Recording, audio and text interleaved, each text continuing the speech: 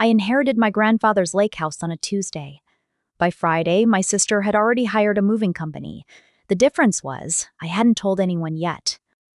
My name is Maya Chen. I am 32 years old, and until 3 weeks ago, I thought I understood my family. I work as a data analyst for Crestview Analytics in downtown Seattle. My job is to find patterns in chaos, to predict behavior from historical data, to see what's coming before it arrives. I should have seen this coming. The call came at 2:47 p.m. on a gray October afternoon. I was in the middle of debugging a predictive model when my phone buzzed. Unknown number. I almost didn't answer. Is this Maya Chen? The voice was professional, female, slightly tired. Speaking. Miss Chen, this is Patricia Holloway from Holloway & Associates. I am the executor of your grandfather's estate, Thomas Chen. I am calling to inform you that he passed away last Thursday. The world went quiet. Not silent. I could still hear the hum of the office, the clicking of keyboards. But quiet. Like someone had turned down the volume on everything. I didn't know he was sick, I said. It was sudden, a stroke. He went peacefully. She paused. Miss Chen, your grandfather left very specific instructions. His entire estate passes to you. The lake house, the land, and a modest financial account. I'll need you to come to my office to finalize the paperwork. The entire estate? What about my sister, my parents? You are the sole beneficiary, Miss Chen. That was his explicit wish. I sat in my car in the parking garage for an hour after that call, staring at nothing. My grandfather, Thomas Chen, was a man of routines and silence. He had immigrated from Taiwan in his 20s, worked as a civil engineer, saved every penny and bought 15 acres of pristine lakefront property in the San Juan Islands back in 1978, when you could still do that on a civil servant's salary. He built the house himself over 5 summers. Every beam, every window frame, every stone in the massive fireplace. I was the only one who visited him, not because I was a better person, I just liked the quiet. Every other month, I'd drive the 3 hours north and we'd fish. We didn't talk much, we didn't need to. He'd make tea, I'd clean the gutters, we'd watch the sun set over the water. My sister Vanessa called him the hermit, my mother called him difficult, my father didn't call him anything at all. They visited maybe twice a year, always with an agenda, always asking if he'd thought about selling, always suggesting he move closer to the city, always treating his lake house like an inconvenient asset that needed liquidating. The funeral was small. I arranged it myself. There were maybe 15 people.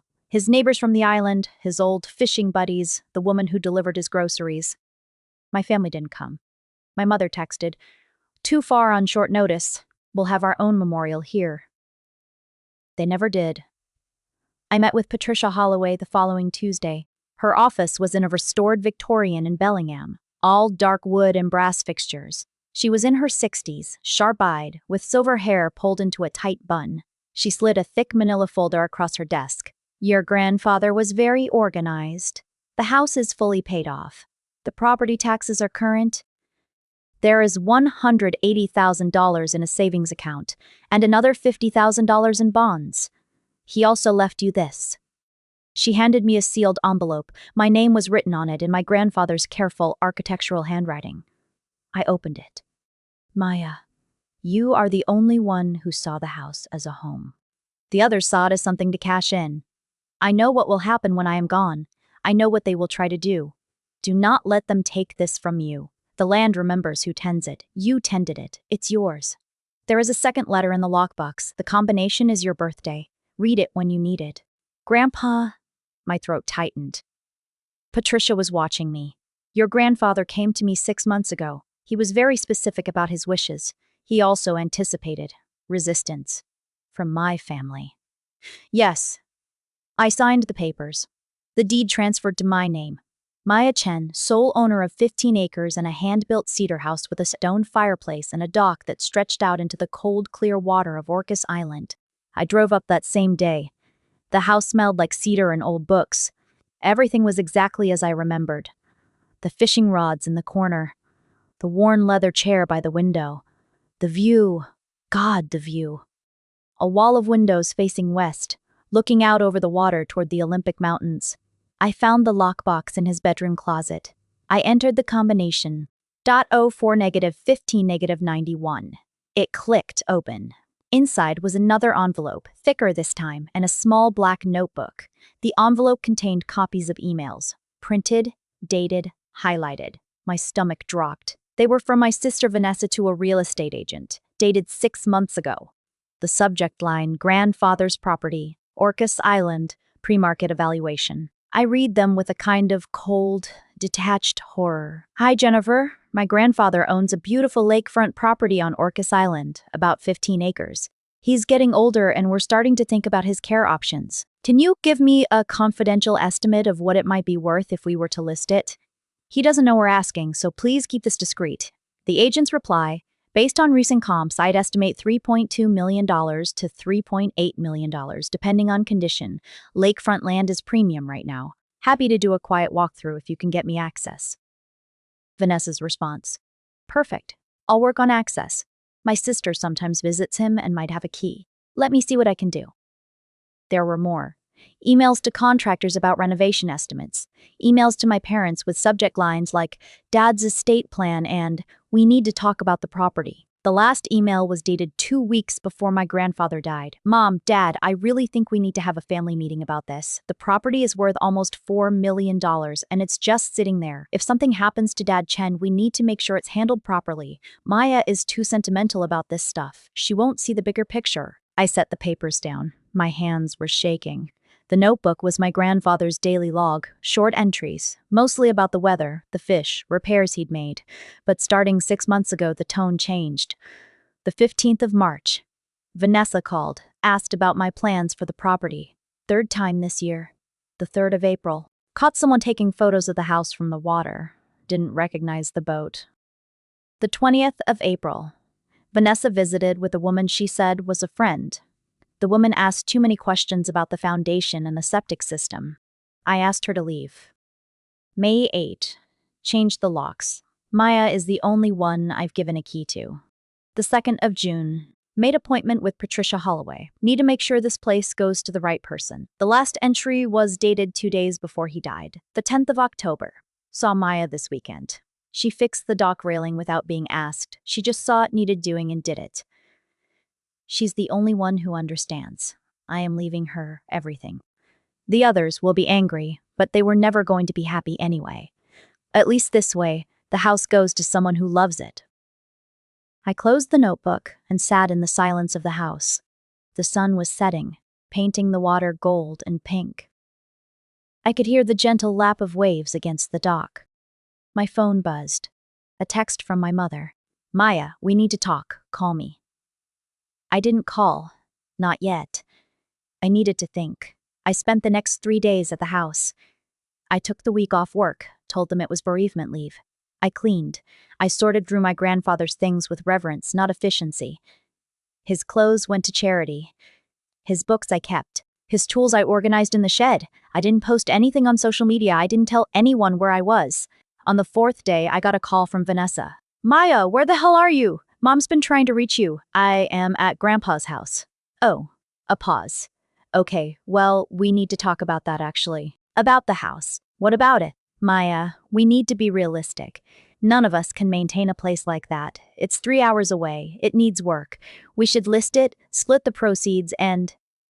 It's not yours to list, Vanessa. Another pause. Colder this time. What do you mean? Grandpa left the house to me. Just me. I am the sole owner. The silence on the other end was profound. That's not possible. That's not fair. He wouldn't do that. He did. I have the deed. It's already transferred. Maya, you can't just... Her voice was rising. This is a family asset. You can't just claim it for yourself. It's not a family asset. It's my asset. Grandpa made that very clear. We'll contest it. This is elder abuse. You manipulated him. Vanessa, I have emails, your emails, to real estate agents, to contractors from 6 months ago. I know what you were planning. Dead silence. I want you to understand something, I continued, my voice steady. I am keeping this house. I am not selling it. I am not splitting anything. And if you try to make this difficult, I'll make sure everyone in the family knows exactly what you were doing behind Grandpa's back. You wouldn't. Try me. I hung up, my phone exploded. Texts, calls, voicemails, my mother, my father, Vanessa, all variations on the same theme. How dare you? This is wrong. We need to talk. You're being selfish. Family doesn't do this. I turned my phone to silent and went fishing. The next morning, I woke up to 47 missed calls and a certified letter slipped under the front door. Someone had hand-delivered it. I opened it. It was from a law firm, Whitmore and Associates. A formal demand letter stating that Vanessa Chen was contesting the validity of the will on grounds of undue influence and diminished capacity. It demanded I cease any alteration or sale of the property pending legal review. It threatened litigation. My coffee went cold in my hand. I called Patricia Holloway. I was expecting this, she said. Your grandfather was too. Can you come to my office today? I drove down that afternoon. Patricia was waiting with another thick folder. Your grandfather anticipated a contest, she said. He was evaluated by 2 separate physicians in the months before his death. Both certified him as being of completely sound mind. He also recorded a video testament, and he kept meticulous records of every interaction with your family for the past year. She opened the... This is a timeline of every time Vanessa contacted him about the property, every time your parents suggested he sell, every time someone showed up unannounced with a friend who happened to be in real estate. Your grandfather documented everything. I looked at the pages. Dates, times, transcripts of conversations he'd recorded on his phone. He recorded them? Washington is a 2-party consent state, but he was smart. He told them he was recording. It's in the transcripts. I'm going to record this conversation for my records. Most of them didn't take him seriously. She pulled out a USB drive. This is the video testament. Dated, notarized, witnessed by myself and Dr. Raymond Park. Your grandfather specifically addresses why he's leaving everything to you and nothing to the others. He names them. He explains his reasoning. It's airtight. Will they still contest it? Probably, but they'll lose, and it will cost them. I bill at $450 an hour. A probate contest like this will run them $30,000 to $50,000 minimum, and they'll lose. Should I respond to their letter? Number, I'll respond. And Maya? She looked at me over her glasses. Your grandfather also left funds specifically to cover your legal defense. He set aside $50,000 just for this. He wanted to make sure they couldn't bankrupt you into giving up. I left her office in a daze. My grandfather, the quiet man who barely spoke, had built a legal fortress around his final wish.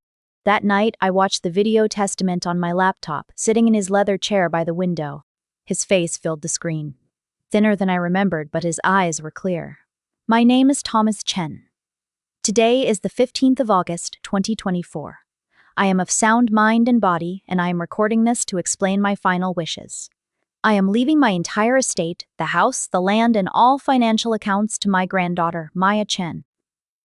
I am leaving nothing to my daughter, Linda Chen, my son-in-law, Robert Chen, or my granddaughter, Vanessa Chen. This is not a decision I made in anger. It's a decision I made after careful observation over many years. Maya is the only member of my family who ever visited me without wanting something. She came to fish, to help with repairs, to sit in silence. She saw my home as a home, not as an investment property. She respected my wish to live here, on my own terms, until my death. The others saw this place as an asset to be liquidated. I have documented numerous attempts to pressure me into selling, to move into assisted living, to sign over power of attorney. These attempts increased dramatically in the last year. I am not punishing them. I am simply giving my property to the person who will cherish it. If this will is contested, I want it known that I anticipated this.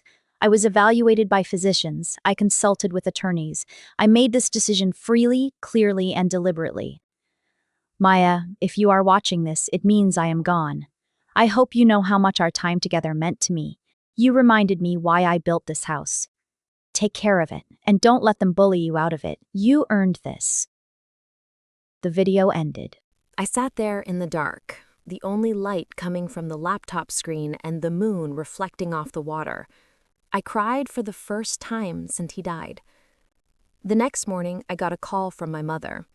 Maya, please, let's talk about this like adults. Her voice was soft, wounded. It was the voice she used when she wanted something. The voice that had always made me feel guilty for having boundaries. I'm listening, I said. This is tearing the family apart. Vanessa is devastated. Your father and I are caught in the middle. Can't we find a compromise? What kind of compromise? Well, you could keep the house if you really want it, but we could split the land.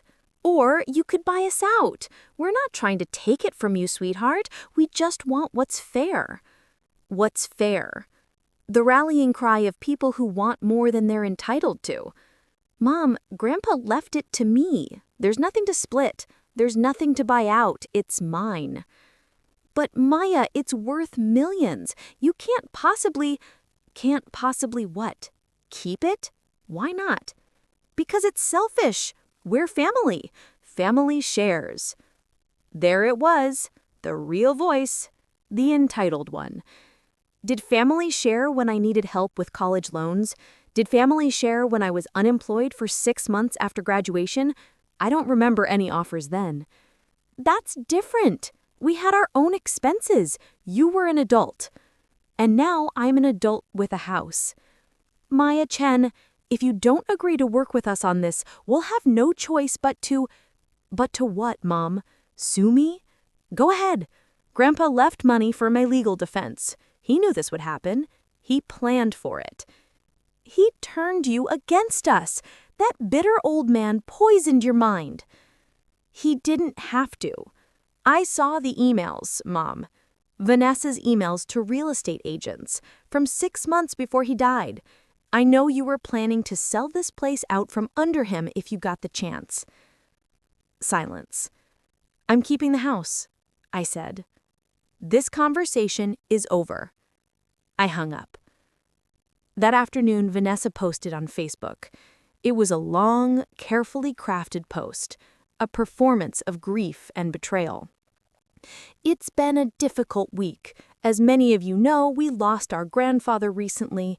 What I didn't expect was to also lose my sister.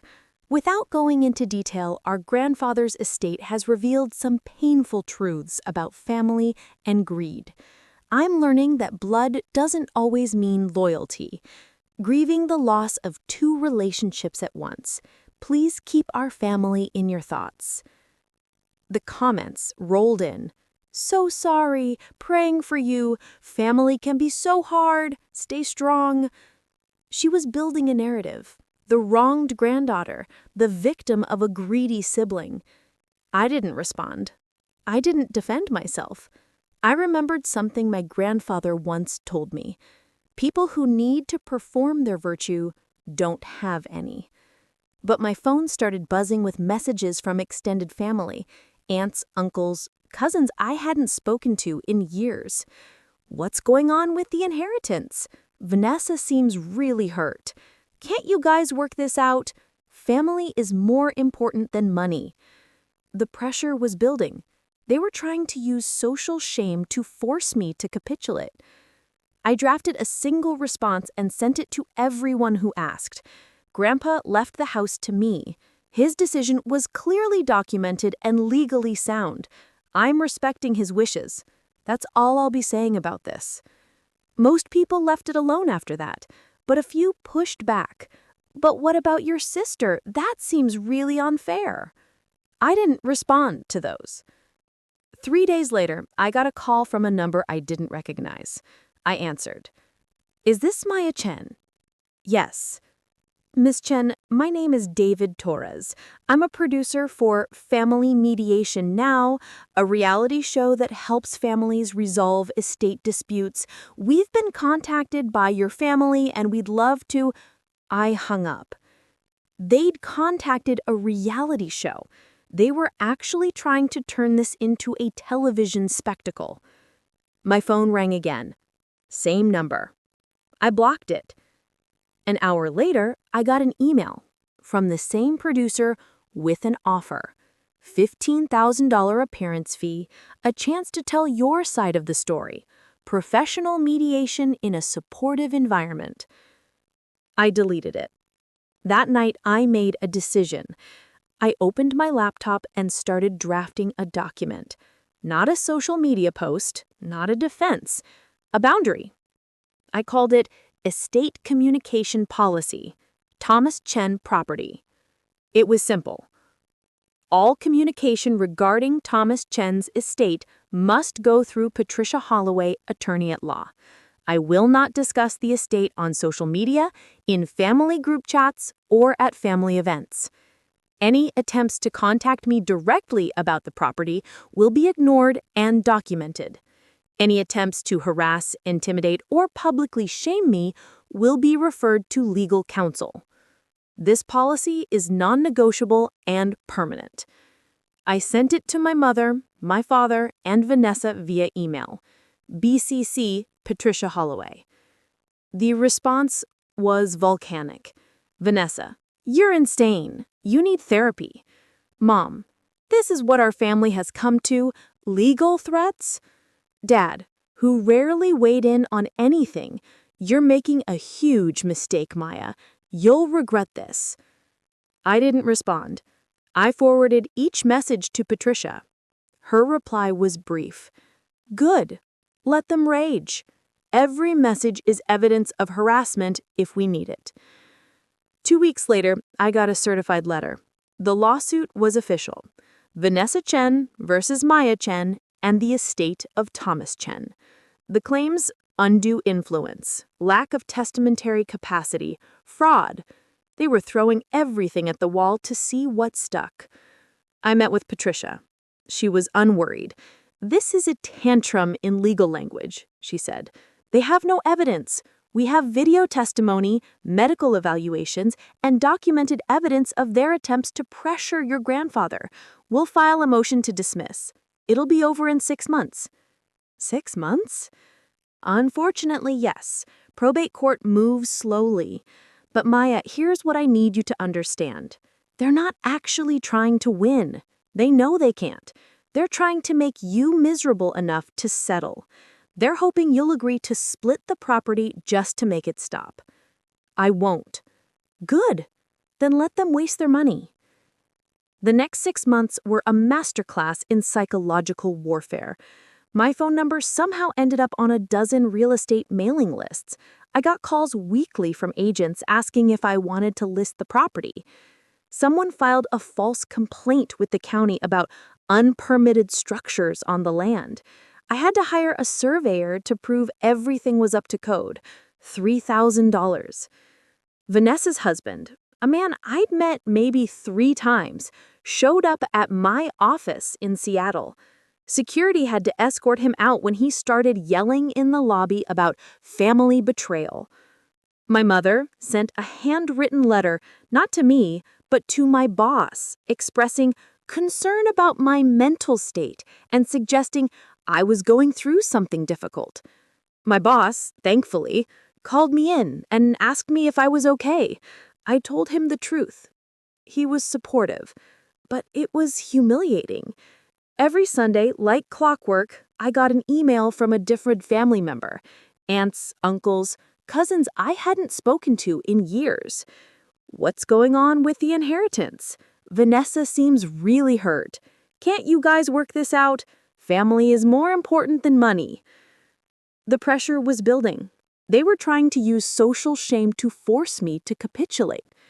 I drafted a single response and sent it to everyone who asked. Grandpa left the house to me. His decision was clearly documented and legally sound. I'm respecting his wishes. That's all I'll be saying about this. Most people left it alone after that, but a few pushed back. But what about your sister? That seems really unfair. I didn't respond to those. 3 days later, I got a call from a number I didn't recognize. I answered. Is this Maya Chen? Yes. Miss Chen, my name is David Torres. I'm a producer for Family Mediation Now, a reality show that helps families resolve estate disputes. We've been contacted by your family and we'd love to... I hung up. They'd contacted a reality show. They were actually trying to turn this into a television spectacle. My phone rang again. Same number. I blocked it. An hour later, I got an email from the same producer with an offer. $15,000 appearance fee, a chance to tell your side of the story, professional mediation in a supportive environment. I deleted it. That night, I made a decision.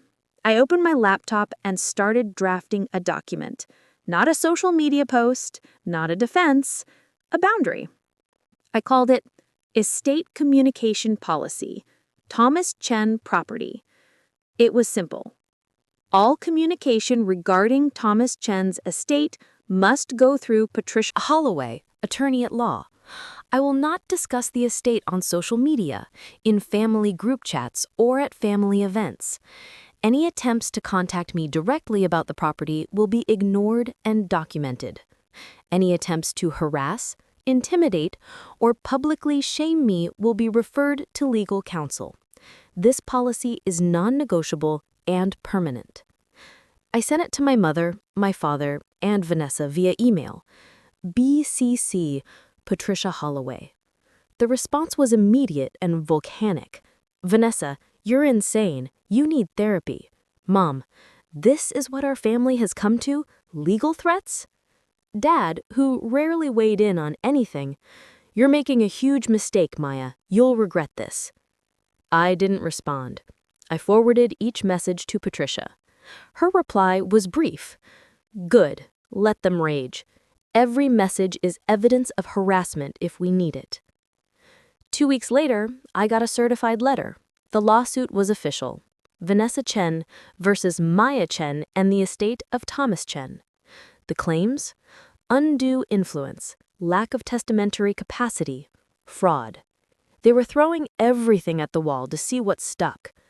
I met with Patricia. She was unworried. This is a tantrum in legal language, she said. They have no evidence.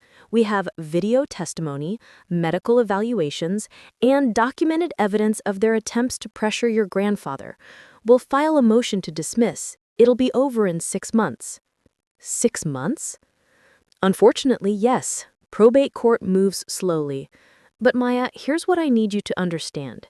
They're not actually trying to win. They know they can't. They're trying to make you miserable enough to settle. They're hoping you'll agree to split the property just to make it stop. I won't. Good. Then let them waste their money. The next 6 months were a masterclass in psychological warfare. My phone number somehow ended up on a dozen real estate mailing lists. I got calls weekly from agents asking if I wanted to list the property. Someone filed a false complaint with the county about unpermitted structures on the land. I had to hire a surveyor to prove everything was up to code. $3,000. Vanessa's husband, a man I'd met maybe 3 times, showed up at my office in Seattle. Security had to escort him out when he started yelling in the lobby about family betrayal. My mother sent a handwritten letter, not to me, but to my boss, expressing concern about my mental state and suggesting I was going through something difficult. My boss, thankfully, called me in and asked if I was okay. I told him the truth. He was supportive, but it was humiliating. Every Sunday, like clockwork, I got an email from a different family member, aunts, uncles, cousins, all with the same message. Can't you just share? Why are you being so difficult? The isolation was intentional. They were trying to make me the villain, the selfish granddaughter who stole her sister's inheritance. But I held the line. I worked my job during the week. On weekends, I drove to the island. I maintained the house. I fixed the things that needed fixing. I painted the porch. I cleaned the gutters. I replaced rotted boards on the dock. The house became my meditation. Every repair was an act of defiance. Every hour I spent there was proof that my grandfather had chosen correctly. In February, I got a call from Patricia. We have a court date, March 15th, motion to dismiss. And Maya, their attorney is asking for a settlement conference. What does that mean? It means they're realizing they're going to lose. They want to negotiate before the judge throws it out and they're stuck with the legal bills. What should I do? That's up to you. But if you want my advice, go to the conference, hear them out, and then say no. Let them see that you're unmovable. The settlement conference was held in a beige conference room in downtown Bellingham, neutral territory. It was me, Patricia, Vanessa, my parents, and their attorney, a tired-looking man named Stephen Marsh who looked like he knew his case was garbage. We sat on opposite sides of a long table. Stephen opened with practiced sympathy. I think we can all agree that this has been difficult for everyone. Thomas Chen was clearly a man who inspired strong feelings. The goal today is to find a solution that honors his memory while respecting the needs of his family. Patricia cut in. Let's be clear. There's nothing to negotiate. My client is the sole legal heir. Your case has no merit. We're here as a courtesy. Stephen flinched. With respect, Miss Holloway, the court hasn't ruled yet, and family dynamics are complicated. Ms. Chen, he looked at me, your grandfather may not have understood how his decision would affect everyone. He understood perfectly, I said. That's why he documented everything. Vanessa leaned forward. Her eyes were red. Whether from genuine tears or strategic crying, I couldn't tell. Maya, please, I'm not asking for half. I'm not asking for much at all. Just something, a portion of the land, enough to feel like Grandpa didn't completely cut me out, like I mattered to him. It was a good performance, vulnerable, reasonable. He did matter to you, I said, until you tried to sell his house while he was still alive. Her face hardened. My mother jumped in. That is a gross mischaracterization. Vanessa was trying to help him. He was too old to maintain that property. He was 78 in perfect health, and he didn't want help. He wanted to be left alone. This is exactly the problem, my dad said, speaking for the first time. His voice was cold, corporate. You're making a huge mistake, Maya.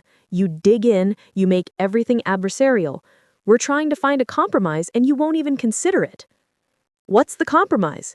You want me to sell the house and split the money? That's not a compromise. That's you getting what you wanted all along.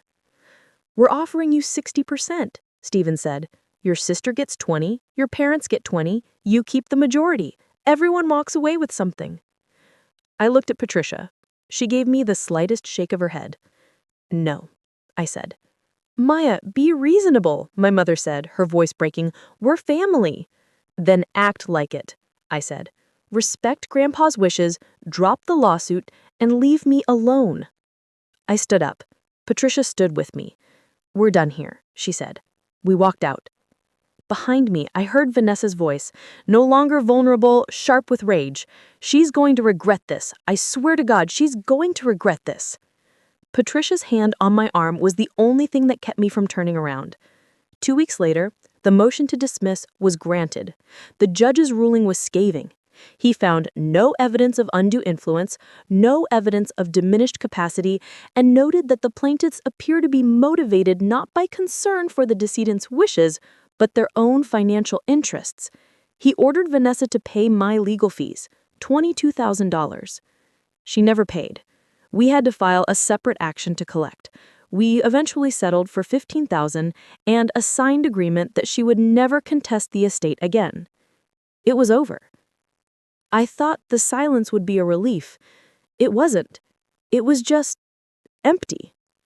My family didn't call, didn't text, didn't acknowledge birthdays. I was erased. I told myself I didn't care. I had the house, I had Grandpa's legacy, I had my peace, but late at night, scrolling through old photos, I'd see pictures of us, Vanessa and me as kids building sandcastles, family dinners where everyone was smiling, Christmases where the tension hadn't metastasized into lawsuits.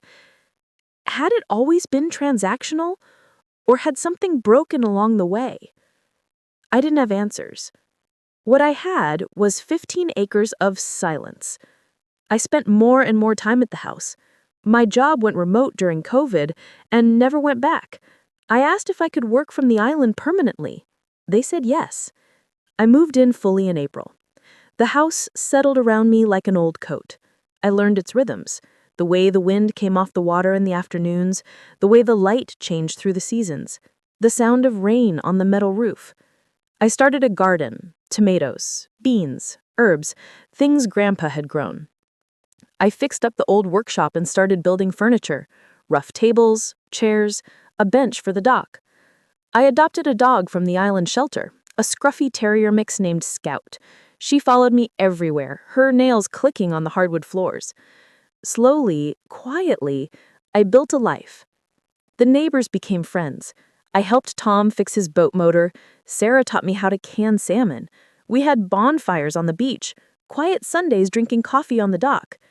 It was a good life, a quiet life. But the silence from my family was loud. In June, I got a Facebook message from a cousin I'd always liked, Ethan.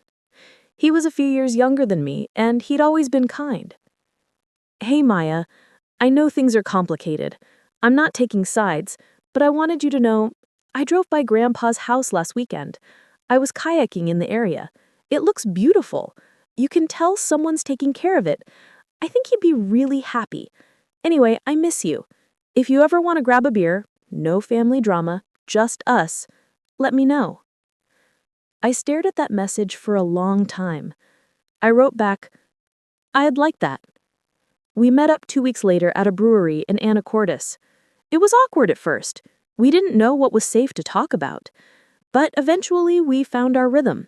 We talked about work, about his kids, about the Mariners' terrible season, normal things. As we were leaving, He paused. For what it's worth, I don't think you were wrong. I've heard Vanessa talk about that property. It was always about the money, never about Grandpa. Thanks, I said. That means a lot. There are others who feel the same way, he said. We just don't want to get in the middle. But we don't think you are the villain here. I didn't realize how much I needed to hear that until he said it. Over the next few months, a few other cousins reached out, quietly, privately, not taking sides publicly, but letting me know they understood. It didn't fix everything, but it helped. In September, I got an unexpected email from Vanessa. The subject line, truce? I almost deleted it. But curiosity won. Maya, I know we haven't spoken in a year. I know I said things I shouldn't have. I was angry. I felt betrayed. I still think Grandpa's decision was unfair, but I understand it's final. I am not asking to be friends. I am not asking for forgiveness. I just wanted to say that I am sorry for the lawsuit. It was a mistake, and I am sorry for trying to drag you through the mud. I hope you are well. I hope the house is everything you wanted it to be. VI read it 3 times. It didn't feel like a trap. It felt like exhaustion. Like she'd finally stopped fighting and was just tired. I wrote back. Vanessa, I appreciate this. I am sorry too. I am sorry Grandpa's decision hurt you. I am sorry it drove us apart. I don't know if we'll ever have what we had before. But I don't want to be enemies. The house is beautiful. You are welcome to visit sometime, if you'd like. No pressure. Just an open door. Mish? She never took me up on it. But the anger between us cooled. We were close. But we were enemies. My parents were a different story. They never apologized, never acknowledged their role. They simply pretended the whole thing had never happened. At Christmas, I got a group text. Family dinner at our house. The 23rd of December. Hope you can make it. No acknowledgement of the past year. No recognition of the lawsuits, the harassment, the public shaming. Just an expectation that I would show up and pretend everything was fine. I didn't respond. 2 days later, my mother called. I let it go to voicemail. Maya, we sent you the invite for Christmas dinner. We haven't heard back. We'd really love to see you. It's been too long. Please come. Family is important. The cognitive dissonance was staggering. I didn't call back.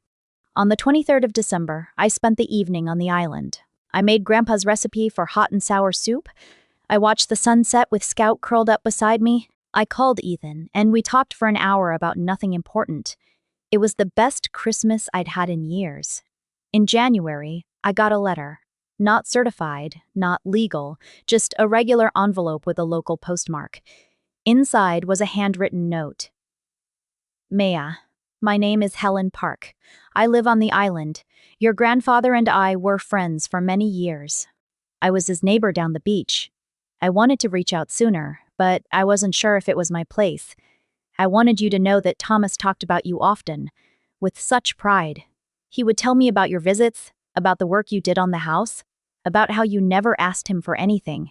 He said you were the only one who saw him, not his property. He was so happy when he decided to leave the house to you. He said, "Helen, I finally got it right." He knew there would be trouble. He knew his daughter and granddaughter would be angry, but he didn't care. He said, "Maya earned this. The others just want it. I thought you should know that. I thought you should know that his decision wasn't just legal or financial. It was about love. You were the granddaughter who loved him, not his assets. And he saw that. If you'd ever like to come by for tea, I'm the blue house with the red door. I have more stories about your grandfather, if you'd like to hear them. With warm regards, Helen Park." I read the letter sitting at Grandpa's desk. The tears came quietly, without warning. I drove to Helen's house the next weekend. She was a tiny woman in her 80s with bright eyes and a firm handshake. Her house smelled like jasmine tea and old books. We sat in her sunroom overlooking the water, and she told me stories about my grandfather I'd never heard. About how he'd helped her repair her dock after a storm, how they'd shared vegetables from their gardens, how he'd taught her to fish for salmon. He was a private man, she said, pouring more tea. But he wasn't cold. He just didn't waste words. When he talked about you, though, his whole face changed. He'd say, "My granddaughter Maya came by.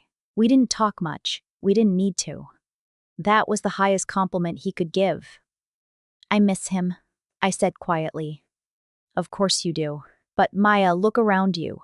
You are living in the home he built. You are maintaining it with the same care he did. You are here, on this island, part of this community. He's not really gone. He's in every beam of that house, every stone in that fireplace. And now he's in you, in the way you are choosing to live." I visited Helen often after that. She became a friend, a connection to my grandfather, a reminder that family isn't always blood. It's been 3 years now. The house is mine in a way that goes beyond the deed. I know every creak in the floorboards, every spot where the roof leaks in heavy rain, every angle of light through the windows at different times of day. I've made changes. Small ones. A new deck off the bedroom, solar panels on the shed, a better irrigation system for the garden. But the bones of the house, Grandpa's bones, remain untouched. I work from the house. My career has actually flourished. Turns out, being 3 hours from the office politics and drama makes you more productive. I got promoted twice. My boss jokes that I should write a book. How to Succeed by Moving to an Island. I date occasionally. It's harder out here, but I am in no rush. The right person will understand why this place matters. Why I am not leaving. Scout is getting older now, grayer around the muzzle. She still follows me everywhere, but slower. We take longer walks along the beach. Last month, something unexpected happened. I got a text from my mother. "Maya, your father had a health scare. He's okay, but it was serious. A heart attack. He's home now, recovering. I thought you should know." I stared at the text for a long time. 3 years of silence, and now this. I didn't know how to feel. I wasn't happy about his heart attack. I am not a monster. But I also wasn't ready to pretend the past hadn't happened. I texted back, "I am sorry to hear that. I hope he recovers fully." That was it. No offer to visit, no invitation for them to come here, just acknowledgement. She replied an hour later, "Thank you. He's asked about you. He won't say it, but I think he regrets how things went." Regrets how things went. Not regrets what he did. Not regrets suing you or regrets trying to steal your inheritance. Just the passive, blameless language of someone who still doesn't get it. I didn't respond. 2 weeks later, I got a call. From my father. The first time I'd heard his voice in 3 years. "Maya. Dad, I am calling to clear the air. Life is short. I learned that pretty dramatically last month." He gave a weak laugh. "I don't want to die with this distance between us." I waited. "I am not going to say I agreed with everything that happened. I think your grandfather's decision was complicated. But I understand that legally it's done. It's over. And I miss my daughter." The words were there, the right words, but something about the delivery felt off. Practiced. Like he'd rehearsed it. "I miss parts of our relationship too. I said carefully. But Dad, you tried to take my house. You supported Vanessa's lawsuit. You sent a letter to my boss questioning my mental health. Those aren't small things. I was trying to protect the family, he said, an edge creeping into his voice. You have to understand, from where we were sitting, it looked like you manipulated a sick old man. He wasn't sick, he was evaluated by 2 doctors. Here is a video testament, you know this. Maya, I am trying to apologize here. No, you are trying to rewrite history. Here is a difference. Silence. I am glad you are recovering, I said. I genuinely am. But I am not interested in pretending the last 3 years didn't happen. If you want a relationship, it starts with acknowledging what you actually did, not what you think you did. What you actually did. This is exactly why this family is broken, he said, the warmth evaporating from his voice. You are so goddamn stubborn. You'd rather be right than have a father. I'd rather have honesty than a performance. He hung up. I set the phone down and looked out at the water. Scout nudged my hand with her nose. I know, girl, I said, scratching her ears. I know. Part of me wondered if I'd made a mistake, if I should have been more generous, more forgiving. But then I thought about the emails, the lawsuit, the harassment, the reality show producer. I'd drawn a line. I'd held it, and I'd survived. Some bridges burned because they were built on rotten wood. Last week, something beautiful happened. I was working on the deck, replacing a few boards that had weathered badly, when I saw a kayak pulling up to my dock. It was Ethan, and with him were his 2 kids, a boy and a girl, maybe 8 and 10 years old. Aunt Maya, the girl shouted, waving frantically. I walked down to meet them, surprised and delighted. Hope this is okay, Ethan said, climbing out of the kayak. The kids have been asking to see the famous lake house. I figured it was time. Of course it's okay, I said. Come on up. The kids ran ahead, Scout barking excitedly and chasing them.